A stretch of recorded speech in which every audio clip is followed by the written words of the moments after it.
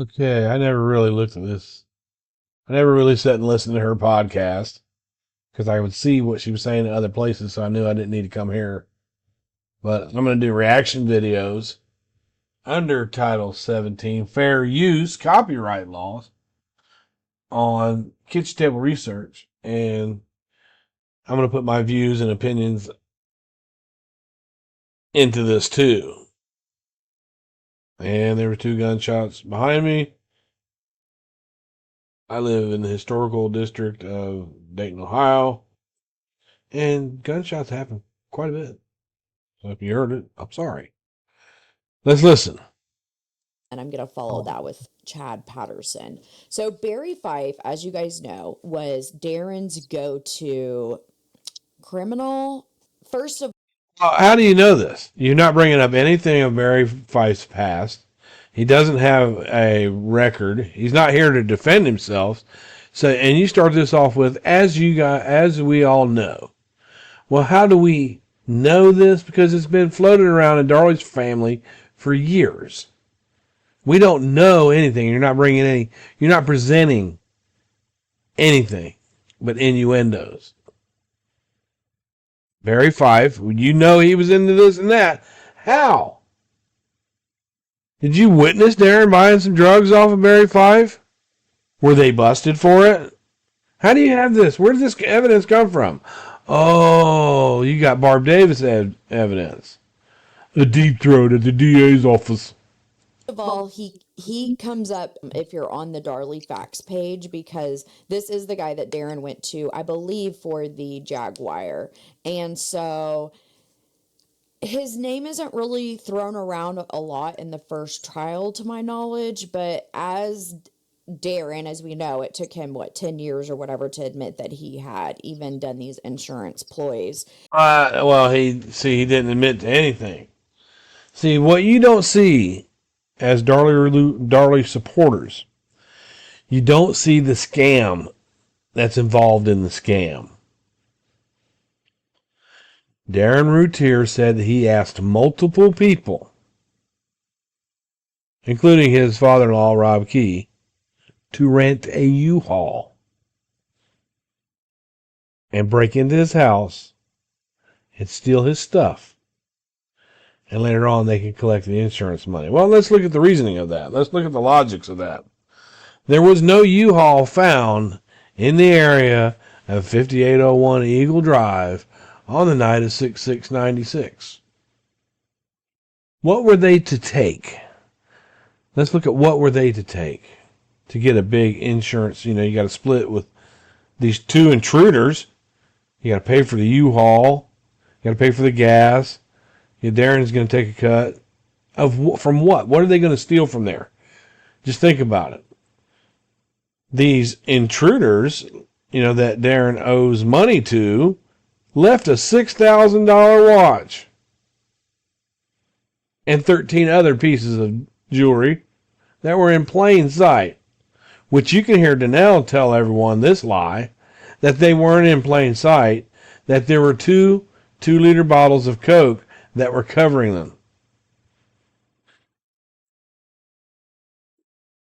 Listen to this clown. I want to break her down. And so he names Barry Fife as his kind of partner in crime. No, he never named Barry Fife. He never said Barry Fife on that affidavit. Darren has never, in any interview or any piece of paper that I've seen anywhere, mentioned Barry Fife's name. So my question is, did Barry Fife help Darren with his car scam? And so then did he go back to Barry for the house scam? Well, there is no proof of the first car scam. Now let me explain though, because Beja told me all about the first car scam. It was a white Jaguar. A white one, she said. And she said that Jaguar is now, as of 2015, she said that Jaguar was in Hamilton, Ohio. She said that Darley knew damn well that they were hiding it. They collected $10,000 insurance on it. But There's no police report of Darren Routier having a white Jaguar stolen. There's no insurance payout that we have found. So we don't know how that happened. Although he also asks Denny Key, and so Denny Key. He asked Denny Key. He asked somebody who doesn't exist. That would be Robbie Gene Key, who has a son named Robbie Jr. Expert. She posted this 8 months ago, and a year ago she wrote on Reddit that she was an expert in this case with Denny Key. She also, in the title of this video,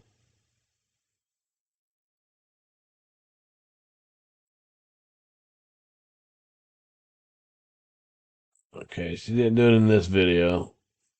Well, she spells roulette with an E in a lot of these videos. I don't know. If you're an expert, you probably wouldn't do that. That's all. that's kind of, I don't know, were they all in on this like little inner circle of doing these things? Doing what things? You're saying they're these things. First, you accuse a man of being Darren's drug dealer with absolutely no proof of that whatsoever. I'm going to bust your bubble here in just a second. All right? You don't bring any proof of that. You're accusing someone else of doing something that they weren't charged with and probably have never been charged with. Why would he even say something to Denny? I mean, that's just... To Denny. Yeah, why would he say anything to Denny? Denny was busy diddling Darlie.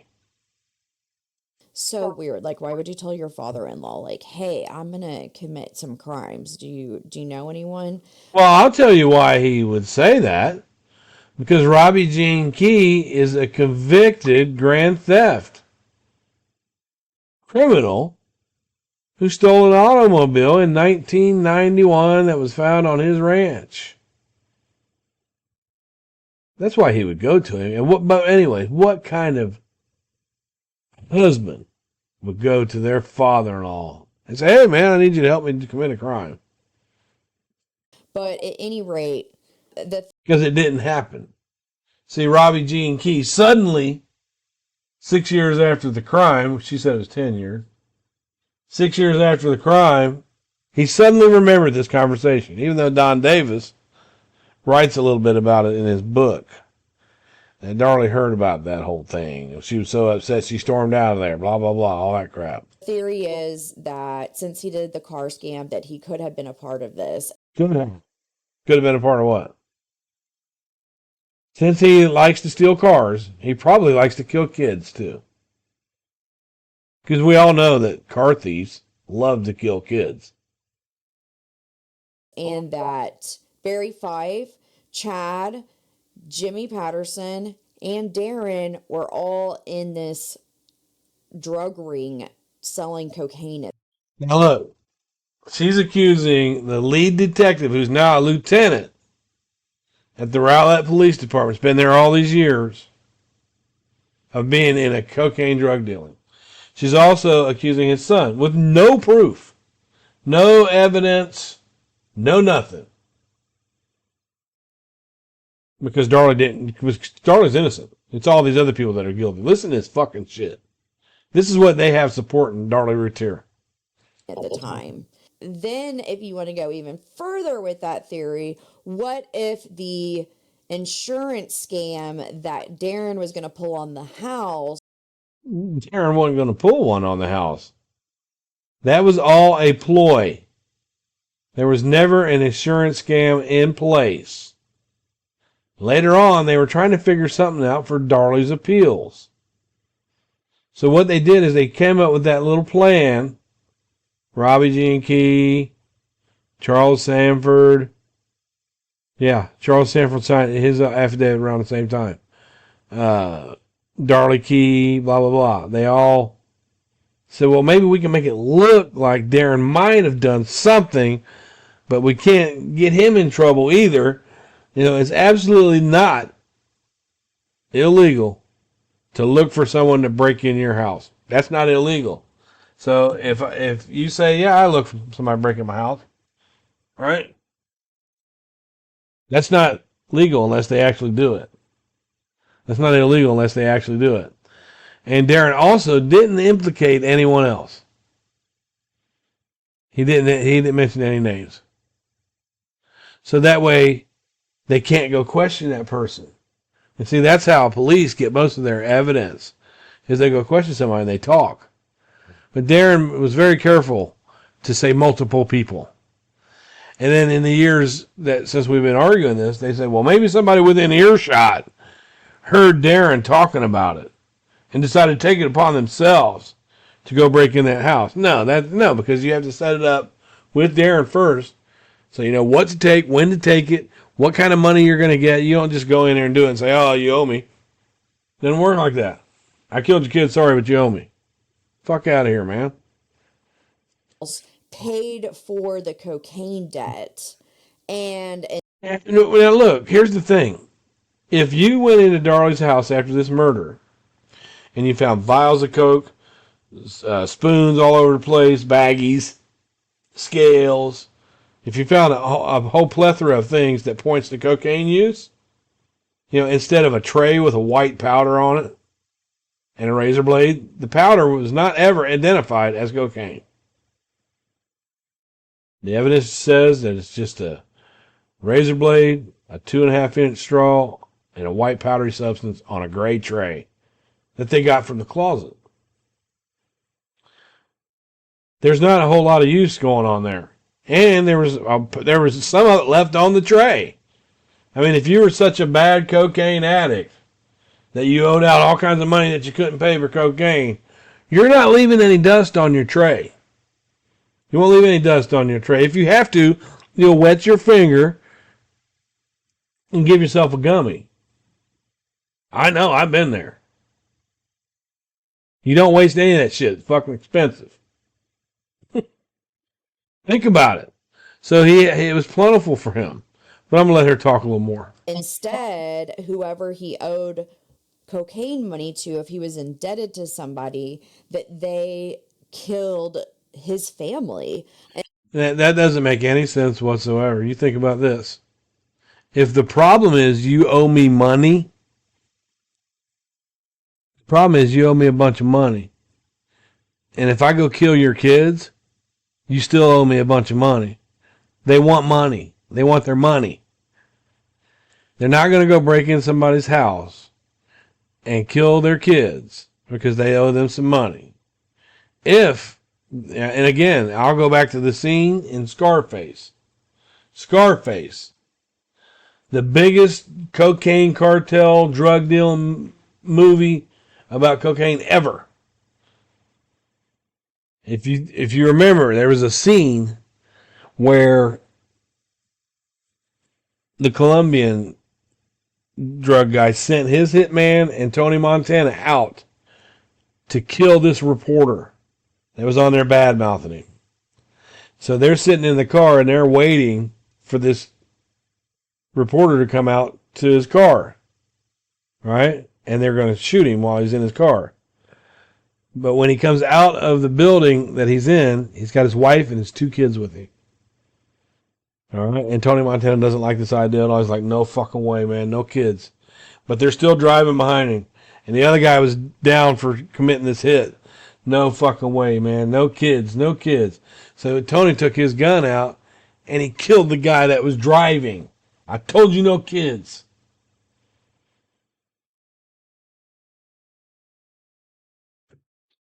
It's just dumb. You're just dumb. And I just want to say, I know that it seems like a movie, but the cartel runs hard here in How would you know?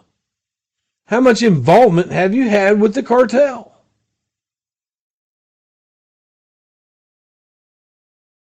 Texas. I mean, they run the entire country of Mexico. They have a lot of dealings here in Texas. And if Darren owed...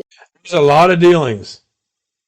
Okay, Barry was a drug dealer. Barry did this. Barry was given no proof of nothing. Nothing. Let's say she came on here and she said, look, Barry and Darren were into some shit. Here's Barry's conviction for this. Here's Darren's conviction for that. Here's so-and-so saying, but she's not. She's just saying, well, Barry was his drug dealer. Yeah. The cartel could literally do anything. I mean, they don't care if they murder your family. They don't care if they murder. Can I hear an expert on it? You're an expert on the cartel? How would you know so much about them? I mean, you've had some problems with drugs in your past too, right? At 12 years old, you were doing something worse than cocaine. You were doing heroin, right? Cartel doesn't deal much in heroin. Children, babies, dogs. It's really sad, but that's a pretty wild theory. And then Chad Patterson, I read in a Reddit, and I was not able to confirm this, so just bear with me, but that Chad Patterson's his girlfriend who died in a boating accident on Lake Ray Hubbard, was that death because they couldn't pay up debts. That is true. It did happen, but that was his ex-girlfriend. And you know about it because you read about it somewhere. That she had an accident in a boat. And you've taken that to a drug cartel? Was she the one in the black car? And if Chad Patterson was in the black car, he's obviously the son to the head detective on this case. And so that's why Walling just let him go. And Okay. How would Walling know the relatives of the other detectives? Walling just let him go, huh? First, Waddell let the intruder go out of the house, y'all. He ran right past Waddell. And then, when Walling came out after the scene was cleared, there was a black car that came around that bend there. Walling stopped it right there just because he was going to let Chad go. If he knew it was Chad in the car, then he'd know it was Chad's fucking car and he'd just let it go. He wouldn't even stop it, right? But they pulled these people out and they had a legitimate alibi and they let them go, but it's documented who they stopped. Listen to this shit. This is crazy. Darlie would be so fucking proud of you people. Sense, because as we stated in that episode when we talked about the black car, originally we told you guys that it was 3 males and a female. And is it Chad Patterson, his girlfriend, and then a month later his girlfriend ends up dead? Yeah, because that's what people in cartels do. When they commit a crime and the police and the ambulances get there and they're in front of the house where they committed the crime, what they do is they drive right through the crime scene as to not be noticed. See, because if you go right in the middle of the crime scene where the cops are and the ambulance is right in front of it, then nobody will notice you. That's the best way to stay unnoticeable after you've killed 2 people and attacked a woman. Wait for police to get there. You don't leave the area. No. You stick around somewhere in the neighborhood and you wait for police to get there, and then you drive through it. That's when you leave the area. Right?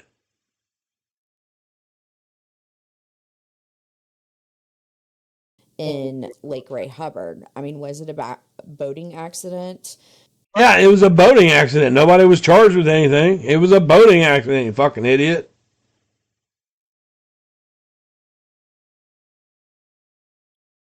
It's like saying, Darla got a boob job. Was it really a boob job? I think she got some testicles put in, too. Was it really a boob job? My theory is that he was in the car and that...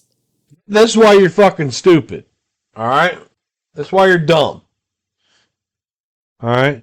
He was in the black car that they stopped around 245-ish, 250, I think. It was right before Waddell took the door. And again, I'm going to say this again so the ones in the back can understand this. You just went in, killed 2 kids, and sliced a woman's throat wide open. You were able to get out without being caught, right? And you're away scot free. Nobody caught you. You're away from the scene, scot free, right? And your dad is a detective that could probably be on the scene. You don't know if he's going to be on the scene or not, all right? It is a double murder. So the best way to remain anonymous and not to be caught is to get in a fucking car that was already somebody came, Karen Neal came out and tried to see him, and they sped away from him. They already had been seen around the front of the house. So the best thing to do is, while that whole crime scene is going on, is to drive right in the front of the house, right in the middle. Because, the cartel, they're really smart people. You know what I'm saying? You fucking solved it, Sully. Fucking dumbass. Even if Walling called in and didn't testify this to James Patterson, that James said just let him go, and was this a cover-up? I mean, James Patterson wasn't there when the car drove by, you fucking idiot. He didn't get there till later on in the morning. You would know this if you knew the case. So James Patterson isn't going to say just let him go because he didn't see nobody get stopped. we definitely know that the cops have covered up stuff in the past. We find out continually the corruption in the legal system. Judge Tully, Mulder, they're all friends. It's Judge Toll, not Judge Tully. And Doug Mulder is also friends with Greg Davis and them, you fucking idiot.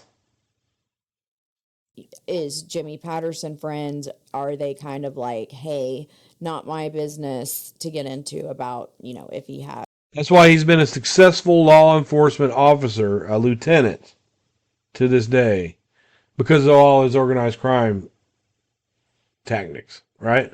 If he's selling cocaine or whatnot. That's a far reach, I know. If he's selling yeah, that's dumb. If he's selling cocaine, he wouldn't be worried about driving around in a little old black car. But I think it's something to ponder. And there's also this crazy YouTube guy, and he says that he goes into prison and visits Darlie. Now, I don't know if he really does, but you can find him on YouTube. He literally just sits there and smokes cigarettes the whole time. But he does go through testimony, and he does tell people what him and Darlie have talked about. And supposedly, according to him, Darlie told him that Barry Fife was behind the crime because Darren told her that when he admitted to the insurance scam several years later after the crime. Oh, no. She said she found out. That is so fucking stupid. Why is Darlie not writing to the Innocence Project to check out Barry Fife? Why is every time you see her on TV, she's not saying check out Barry Fife? I would be if I was her, because first of all, I'm doing death penalty in prison, and second of all, my kids are dead. Why don't you check out Barry Fife? That's what I would be saying at the graveside interview. I wouldn't be going, we're not going to discuss that right now because it's a mute point. No, I would say Barry Fife. I would continue to say it if I thought it. If I thought for 1 minute Barry Fife had done something to my kids, I would hire a fucking plane to fly over Rowlett all day long. Barry Fife, Barry Fife, Barry Fife, but they don't. And to this day, Darlie's family does not. You're out here picking at everybody else. All right? Picking at everybody else. You're doing all this research and shit. You're not going after Barry Fife. That's what needs. Why don't you write it to the Innocence Project? Go after Barry Fife. Because it's bullshit. And Barry Fife has come up time and time again, and that. How many times you've been in on their conversations? Darlie believes that Barry Fife was behind it, and maybe he nor Darren wielded the knife, but whatever they were up to got her and her family in trouble. I actually did a quick Google search on Barry Fife again before we recorded this. I want to see what she's got to say because I spoke to Barry's daughter or girlfriend a long time ago, and I just reached out to them again, and they don't want to talk about it. And I'm gonna see what she's got to say here. Him and his wife, Deborah Fife, they got divorced in 2008, and it just says that it was a marriage dissolution, just divorce. She's literally doxing someone's personal business because Darlie's innocent. It doesn't say anything else about that. We don't want to get doxed. And then I also found that J.P. Morgan Chase Bank took Barry Fife to court for a debt collection lawsuit. Oh, God, fucking kill him. He's a killer. You know, when I get behind on my bills, I want to find 2 random kids that I don't know and break in their house and kill them because of it.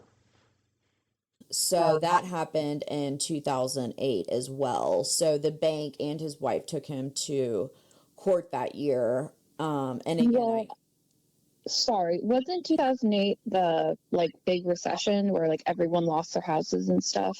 Yeah, and like I said, I'm not. It's crushed your dream. Good job. See, a lot of times the supporters help us out when they make a point. They make a point about Darren or something like that. And then sometimes they say something stupid like, "Well, wasn't that a recession?" Now, in business, there's also a divorce. All right. And when there's a divorce coming up, you think your wife's going to take the house, you quit making the fucking payment on it. Then they take you to court and it's in limbo and you got to fight for it for a while. That's a divorce tactic, you fucking idiot. Not quite sure. The information, it just said that it happened in the Dallas County Courthouse and that it was over a debt collection to J.P. Morgan Chase Bank. So yeah, their mortgage could have been through them, you know, and maybe they fell behind on their mortgage and their. This person is going to be a private detective, y'all. She's an expert in this case. Whenever he got divorced, he couldn't afford the house or something like that. So I'm not saying that makes him, you know, any more of a suspect because everybody has like shit happen. But I really do think there's something to Barry Fife. And I don't know if I necessarily believe the cigarette man on YouTube, but the cigarette man on YouTube that she's calling Rich Prater. You know, that's her partner. The cigarette man. I really do think I just can't get over the fact that I really think there's something behind Darren and his little insurance scams. And that's what they want you to think. That they want you to think that. They want you to think that Darren actually did that. That he was asking people to break in his house. How come they don't force Darren to... Okay, now that you told us that, you're going to be charged with some kind of conspiracy because you're not telling us who these people are that you asked. There's no statute of limitation on murder, and I'd have to look at law parties. You know. But, Darren's not coming out saying, "Oh, I asked this person, I asked that." And he's not. Darren never said he asked Barry Fife. Never.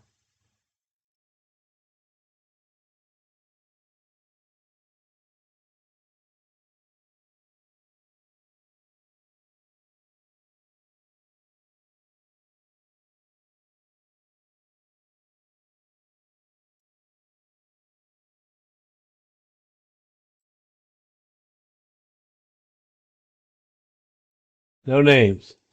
See, because if he says, in 1994, I spoke to Barry Fife about my Jaguar automobile, and in that conversation, I said that it wouldn't bother me if that Jaguar was stolen, and then Barry Fife stole the Jaguar. Okay, so what did Darren and Darlie do after Barry Fife stole their second car? Did they call the police on him? He doesn't say anything about splitting money with Barry Fife. None of that. He can't. He can't name anyone as a perpetrator except for someone he knows. All right? So why did he not? I mean, in 94, business was great. He was making all kinds of money. All right? That person then stole the Jaguar. So what I would do if I knew someone stole my car is I would call the police. But somehow, Darlie didn't seem to mind that car came up missing. Darren didn't go out and buy another one right away. I mean, like I said, my wife would notice if I come home and my car was gone. She would say, "Hey, where's your car?" And then he would say, "Well, Barry stole it." To Darlie, who's known to just walk right in and confront people. Why don't you stomp in there and confront them about that? Because this never happened. It didn't happen like this. It didn't. There was an insurance scam the first time, but Barry Fife had nothing to do with it. It's something that Darlie and Darren did and collected money on that first car. Barry Fife had nothing to do with that shit. In March or April 1996, I asked my father-in-law, Robbie Gene Key, who would, break in the house, blah, blah, blah. I would arrange for my family to be absent from the house, which they weren't, that someone who I would hire would come to the house, take away the furniture and other things from the house in a U-Haul truck. Nobody saw a U-Haul that night. And how were they supposed to get the furniture and stuff out of the house that night? Through the slit in the screen?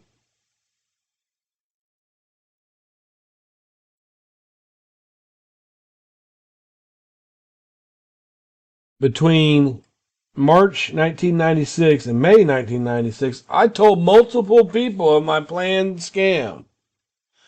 None of those people have come forward to say, "Hey, you know what? That motherfucker came to me and told me he was going to have somebody break in his house. And then this happens." Nobody's ever done that. And he's not named any of them. In the late evening of June 5th, I had a verbal disagreement with my wife, Darlie Lynn. During discussion. Now she remembers that. Now. How come they didn't say this in their first initial report? Me with me. He gave me a kiss and he went to bed. And that was it. They left out this part. That, by omission, they're deflecting from the truth.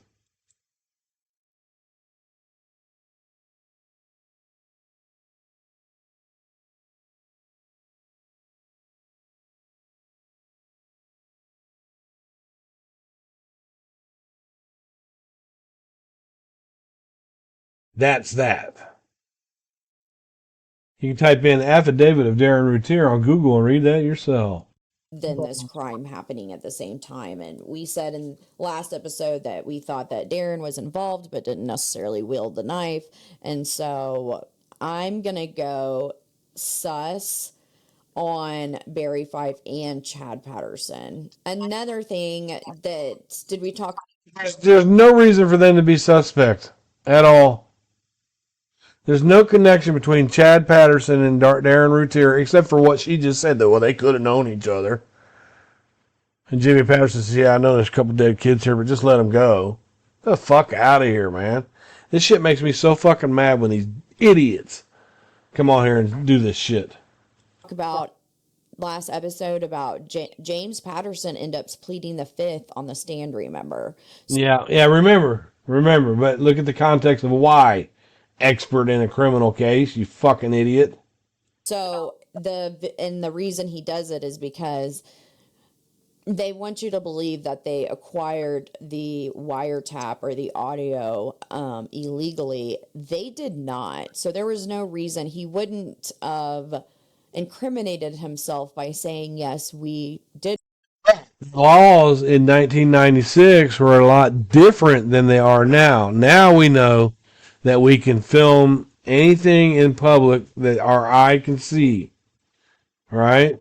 As long as we're not in someone's window, we know that. You've got all these First Amendment audits out here now. But back then, it wasn't clear. It wasn't clear if they were actually invading their privacy or not. And Jimmy Patterson didn't expect to be asked that question. So he was accused of federal wiretapping in open court So he took the fifth on that subject only. On that subject only. Did put recording devices out at the gravesite that day.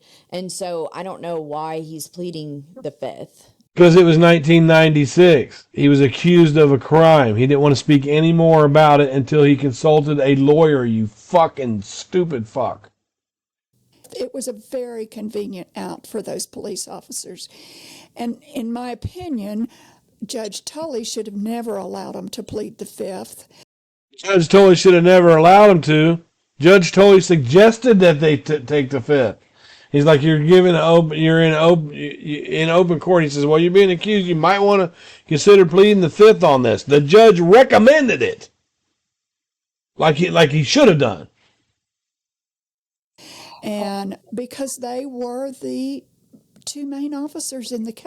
The judge was not going to allow them to sit there and not answer questions that had to do with the case. The only thing that the judge was telling him to plead the fifth on is the accusation of the recording at the cemetery. He was telling him he didn't have to speak anything else about that. He wasn't going to allow Doug Mulder to ask him any more questions about that case. Well, he had to. I mean, it's one of our most basic rights. But I think he should have declared a mistrial. Yes. Why would it be a mistrial? I think he should just declare a mistrial and let this killer of two people go away. Why? These people are clowns, y'all, that are listening to this. Listen to me. You go back and read the testimony of Jimmy Patterson. The judge was the one that suggested they take the fifth. And chastised Mulder a little bit. Because that's what he's supposed to do. Advise someone of their rights when they're being accused of a crime. And he was only taking the fifth on that subject. But how do you get to plead the fifth on evidence that you know is available? What do you mean evidence that you know is available? He didn't plead the fifth on evidence. He pleaded the fifth on violating someone's privacy. Wiretapping. There was no evidence on that tape. None. There was no evidence of showing Darlie Routier crying and losing her composure and stuff. None. There's nothing on that tape. It's 14 hours long. It's got a guy watering the grass. It's got Darlie flopped down on the ground playing with a baby looking all happy while everyone else is got their heads bowed in prayer. And she's not. Because what they said is, we don't really know anything about that tape. Well, yeah, they do know about that tape. They didn't say we don't know about that tape. Have you read the testimony? They said they weren't going to tell. They didn't say they didn't know about that tape at all. They're the ones that planted it. You know? They never denied knowing about that tape. And so I just think that was the tape was in evidence. Misjustice right there. I agree with you. Well, that's because you're not very bright. No offense to you. I have nothing against you. It's your retarded ass daughter. I believe that was grounds for a mistrial. Well, that's because you don't know courts. He didn't say he wasn't going to speak on the evidence in the case. He wasn't going to speak on whether or not it was a crime or be accused of a crime for planting that device. And it wasn't. And Judge Tully would not allow that. Judge Toll. Does that make sense to you? Yeah, makes perfectly good sense to me. Yeah. And the prosecution did not call them forth. It was the defense that called the lead investigators forward to the stand. Right, that's because the defense knew what he was going to do. The defense knew that he was going to accuse this man of a crime in court, and he knew that this man would take the advice of a lawyer and plead the fifth. That way we can have people out here to this day going, oh, we pled the fifth.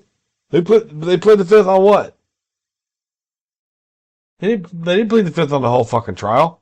They pled the fifth on that subject, and they're not going to talk about it anymore. And that to me, I mean, there's got to be pre-planning there. Why would the prosecution not have called the main detectives up there when they Prosecution knew that if the defense called them, they would get them on cross. We don't know if they were planning on calling them or not. But whenever the defense calls a witness, the prosecution always has the opportunity to cross-examine them. There's direct examination, then there's cross-examination. So they didn't need to call Jimmy Patterson. What they need to call him up there for? They knew the defense was going to do it and try and trick him. had their turn because the prosecution always goes first. I don't know, but wasn't Chad Patterson found stabbed to death? Yeah, that's another thing. Chad Patterson, several years after the Routier crimes, Chad Patterson was found stabbed to death over a bad cocaine dealing, and he died from that. And I never knew this. I was talking to Jim Patterson about his son. I'm gonna look that up. But no, a bad cocaine deal. Where's the evidence of this shit? it's so weird. So I actually read all about it. I screenshotted the information that I had, and we've been working on this case for like years at this point. So when I went back to put my Chad Patterson, She's been working on this case for years at this point, she said. But Darren asked Denny Key. She posted not too long ago that Darla was stabbed in her fucking abdomen, you guys.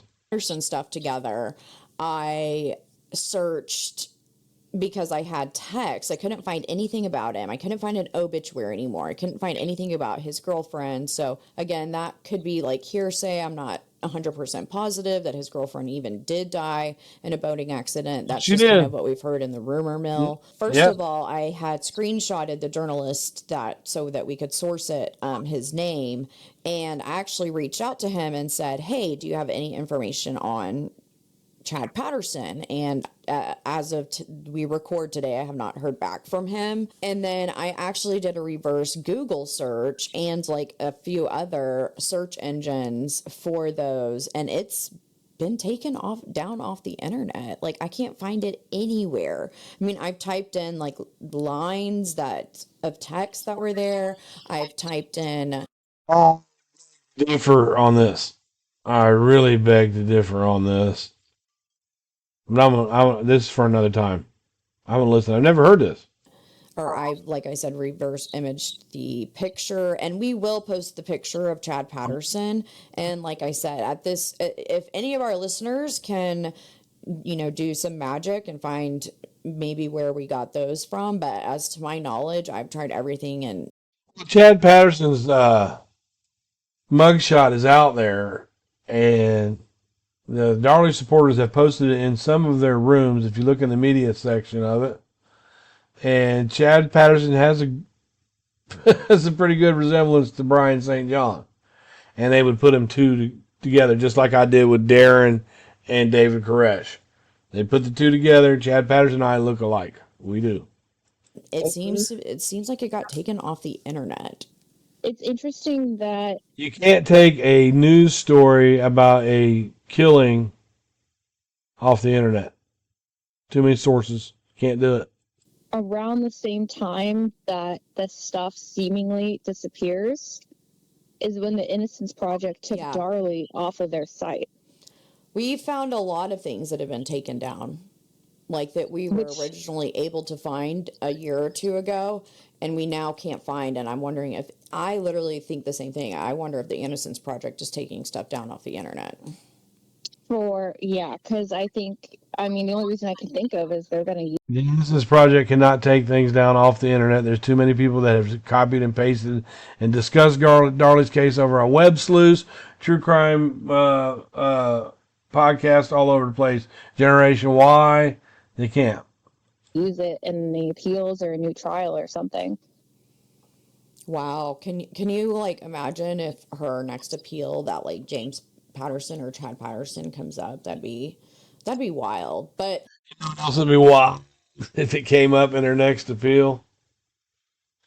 The fact that they didn't say anything about their separation the night they were asked of it. Beja. The interview that I have with Beja is available, just not to me. And trust me, I've asked for it. I don't have it, but it exists. And it's damning testimony against Darley. I'm gonna go ahead and take the poll, and I think it is sus. There's something behind, like I said, there's just a red flag. There's something behind the Barry Fife, Chad Patterson, James Patterson pleading the fifth on the stand. All of that gives me a red flag, and I feel like there's just something there that we don't know.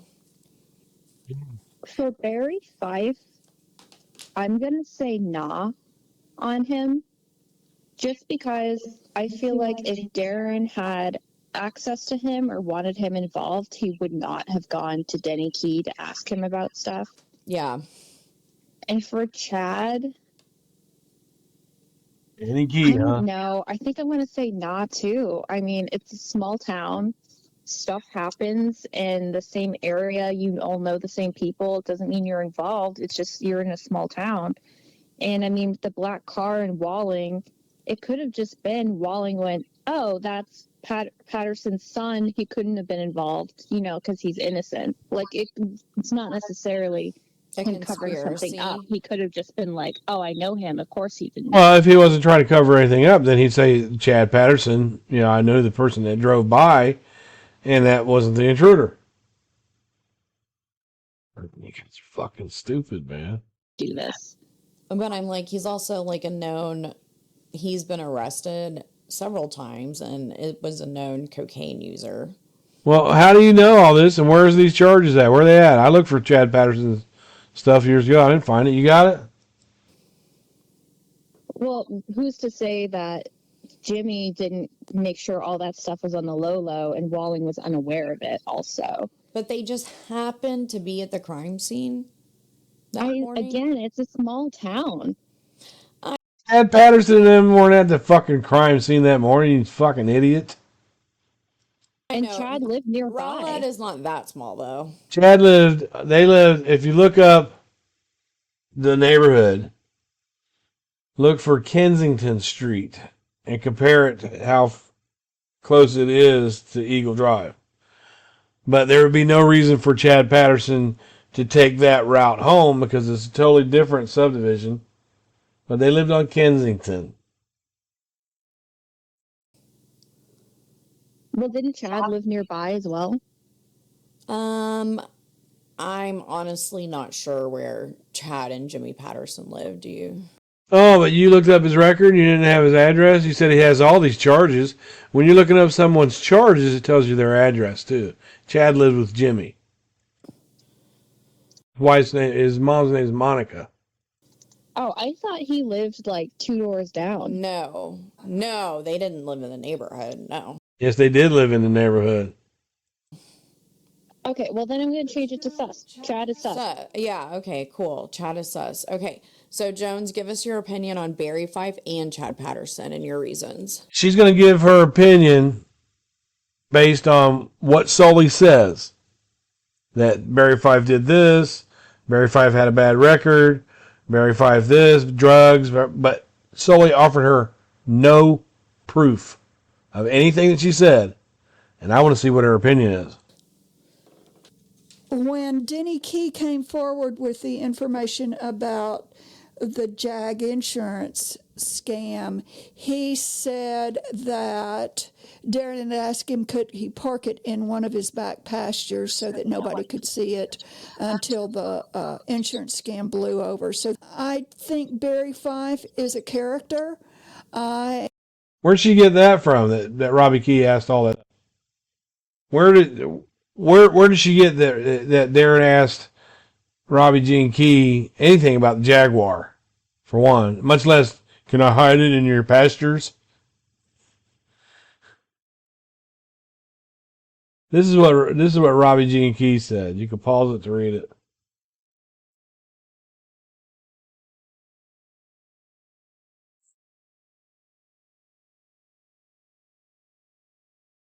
I think he's somewhere between a suspect and a nah, so he's a SNAW. The other person is Chad Patterson. I'm gonna do him a SNAW too. I think I remember in my readings that Chad lived somewhere in the Rowlett area. I don't know about Captain Patterson. It wasn't a Captain Patterson. It was Detective Patterson. And again, they lived on Kensington. Matter of fact, I'll show you. Here's 5801 Eagle Drive right here on Google Maps. And you can see that there's only, you get into the Platte from down this way. But in order, Walling said that the car was coming from around here. And that's where he stopped that black car at. But Jimmy Patterson and Chad Patterson, Monica Patterson lived right here on Kensington. They lived on the upper part of this street. That's how close away that they lived. So I'm a SNAW. I'm with Anna. I'm a SNAW on Chad, but he's dead, 2 years later. So now he's a non-suspect and we can never question him. So there you go. I have not been able to find out whether Jimmy Patterson is still alive or not alive. I know he retired. I can see that in the newspapers because Jimmy Patterson retire.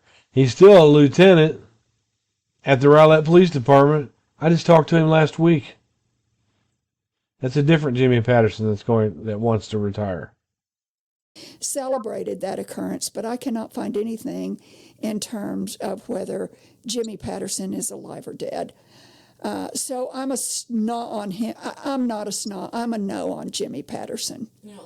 But what do you think about him and Frosch pleading the fifth? What do you think the motive behind that was? They have to answer to being accused of a crime in open court. Then he come in there and say, "Oh, we better plead the fifth because we know something about the case." I think they had more evidence that contradicted Cron, and they knew that Cron was going to testify. And so if you don't say anything, then you can't say that it's true. The pleading of the fifth was never, and I repeat, never intended so that Jimmy Patterson or Chris Frost couldn't talk about the crime. They were not going to talk about the subject of the recording device only. And that's what they pled the fifth on, not the rest of the stuff. They could have recalled Jimmy Patterson back up to stand at any time. He didn't say he was going to get back on the stand. I think Jimmy Patterson and Frosch know more than what Cron said. And I think they're being respectful of Cron. That's kind of weird. Oh, Lord. Do you think that they premeditated to plead the fifth? Oh, they didn't even know Doug Mulder was gonna accuse them of that shit in court. They pled the fifth because they were accused. You guys are so dumb. Yes, I think they premeditated to plead the fifth. Okay. This is where you guys are fucking dumb. Did they also premeditate that the defense attorney was going to accuse them of a crime in open court? So that means they got with the defense to get Doug Mulder to accuse them of a crime, and they got with the judge who suggested that they take the fifth after Doug Mulder did that. So it was the judge and Mulder, and all of them were against Darley now. You need to read your fucking transcripts. I'm not even going to do more of this shit with these. This is the dumbest fucking shit I've ever seen in Darley Land.